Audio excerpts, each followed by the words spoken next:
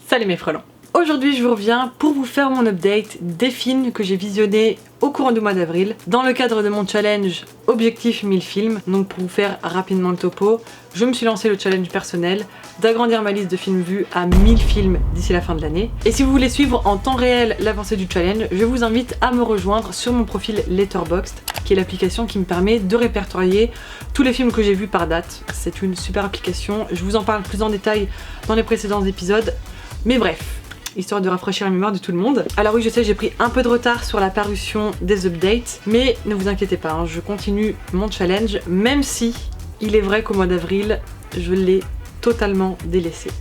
C'est juste honteux. Je n'ai vu que 4 films au mois d'avril. Voilà. C'est très peu. Ça peut paraître beaucoup pour certaines personnes, mais dans le cadre de mon challenge, c'est excessivement peu. Alors même si en soi j'ai absolument pas besoin de me justifier, pour vous expliquer un petit peu pourquoi j'ai autant délaissé le challenge, en avril j'ai eu pas mal de choses à gérer, notamment une de mes plus grosses phobies dans la vie, le V-word. Je ne vais pas le prononcer parce que sinon ça va me coller des plaques d'urticaire. Bref, j'ai eu beaucoup de choses à gérer et aussi j'ai eu des petits soucis de santé, rien de très grave, mais au cours du mois d'avril j'étais vraiment pas bien, j'enchaînais les migraines, j'étais très fatiguée, mais comme vraiment très fatiguée. Mais bref, ça va beaucoup mieux depuis, j'ai évidemment repris le challenge comme il se doit, mais du coup même si je n'ai vu que 4 films au cours du mois d'avril, je vous reviens pour vous faire mon update puisque je me tiens à une update pour chaque mois. Donc voilà, ça va être très bref, mais sans plus attendre, je vous propose de commencer.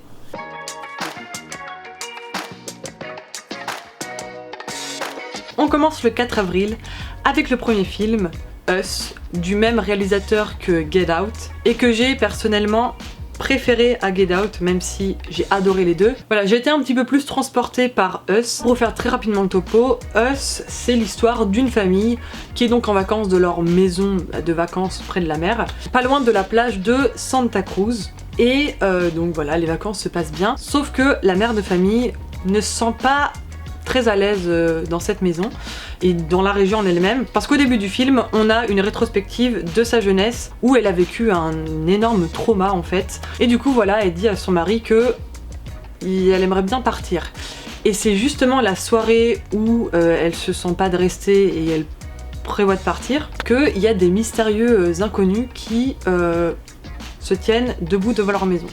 Une famille de 4 personnes, donc comme la famille des protagonistes. Et voilà, ils vont se rendre compte que cette famille d'intrus qui essayent de rentrer dans leur maison sont des genres d'alter ego, puisque ils ont exactement le même visage, ils se ressemblent tous. Le père a son alter ego, la mère a son alter ego, les enfants pareil.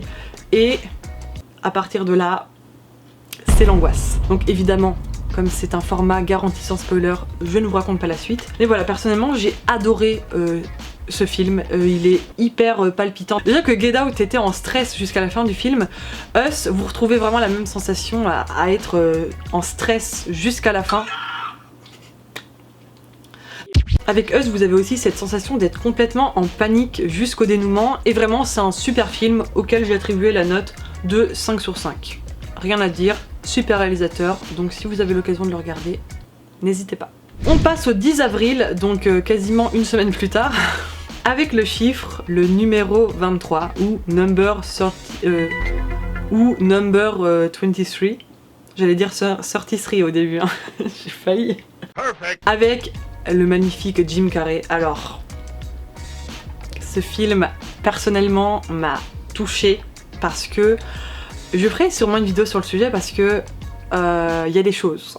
Il y a des choses. Personnellement, je suis moi-même victime d'un chiffre. Voilà, il y a un chiffre qui me poursuit depuis toujours dans ma vie. C'est le chiffre 9. Voilà, moi je crois au fait qu'on a un chiffre qui nous est attribué et qui nous poursuit en fait. Encore une fois, je vous dis, je ferai une vidéo sûrement sur le sujet. Mais bref, du coup, le topo de numéro 23, c'est donc le jour de son anniversaire, donc Jim Carrey se fait offrir par sa femme un livre qui s'appelle Le numéro 23. Et en le lisant, il se rend compte que le personnage principal du livre lui fait beaucoup penser à lui-même en fait. Il se rend compte que limite c'est quasi les mêmes personnes parce qu'il y a tellement de similitudes dans leur passé, etc. Ils se sont vraiment, mais comme représentés dans le livre. Et en fait du coup ce livre parle du chiffre 23, que tout ramène au chiffre 23. Et du coup, ça va commencer à l'obséder, il va commencer à voir ce chiffre absolument partout. Et c'est incroyable, vraiment ce film est génial.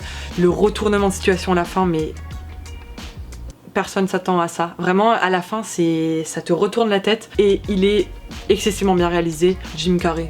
Déjà Jim Carrey en acteur principal, ça peut que être bien. Je vais dire, voilà. Et évidemment, je lui ai attribué la note de 5 sur 5 parce que je vous dis, moi, il m'a énormément touchée. Et encore une fois, je vous parlerai plus en détail de ce fameux chiffre 9 qui me poursuit. Mais bref, encore une fois, le numéro 23, si vous avez l'occasion de le regarder, foncez parce que c'est un excellent film. Toujours le 10 avril, voilà, à ce moment-là, j'avais encore espoir de remonter la pente avec mon challenge, donc j'ai regardé 2 films dans la même journée. J'ai regardé The Good Neighbor. Bon, on va pas s'arrêter à chaque fois sur l'accent parce que bon. Et donc, c'est un film. Waouh!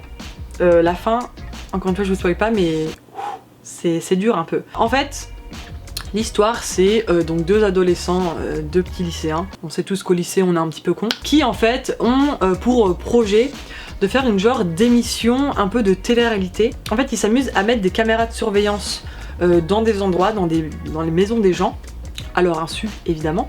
Et en fait, ils vont s'amuser à faire comme s'il y avait des éléments paranormaux qui se passaient, donc ils vont faire bugger les lumières, faire claquer des portes, pour voir les réactions des personnes. Et donc la prochaine cible de leur... comment on dit ? Et donc la prochaine cible de leur projet, c'est le voisin d'en face d'un des 2 adolescents. Et ça se finit pas bien. Voilà. Et ça se finit d'une manière plutôt inattendue.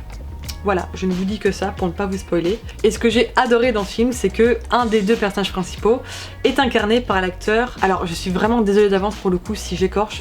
Keir Gilchrist, le protagoniste de la série... j'ai plus le nom. Comment ça s'appelle ? Atypical.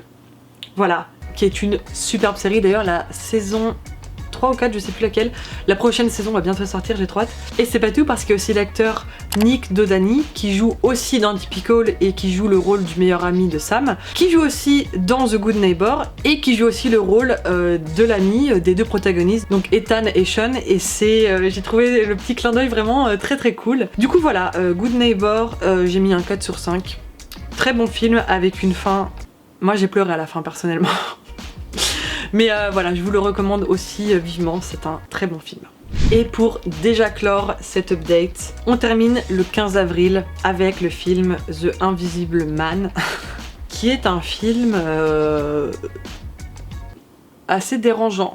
Il est vraiment horrible. Le topo, c'est le suivant. Donc le film s'ouvre sur donc une femme qui se lève pendant la nuit, qui dort donc avec ce qu'on imagine être son mari, son conjoint, et en fait qui s'échappe pendant la nuit parce qu'on comprend que en fait elle se fait battre par son mari. Et donc voilà, elle prend la fuite pendant la nuit, il y a sa sœur qui vient la chercher en voiture pour l'emmener dans un coin sécuritaire, et donc on apprend quelques jours après la fuite de son ancien chez elle que son mari est décédé.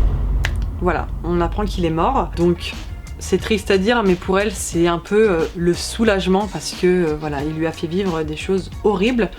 Donc elle se sent soulagée dans le sens de se dire c'est bon, il me fera plus jamais de mal. Et elle a même plus à craindre qu'il puisse venir jusqu'à son nouvel endroit. Mais comme le titre du film l'indique, il y a un mystérieux homme invisible qui va finalement revenir lui pourrir l'existence. Alors est-ce que c'est son mari qui est censé être mort? Est-ce que c'est quelqu'un d'autre? On ne sait pas. Je ne vous dis pas la réponse évidemment, mais c'est un film que j'ai beaucoup aimé, en plus qui est très récent, hein, il date de l'année dernière, et franchement, bien.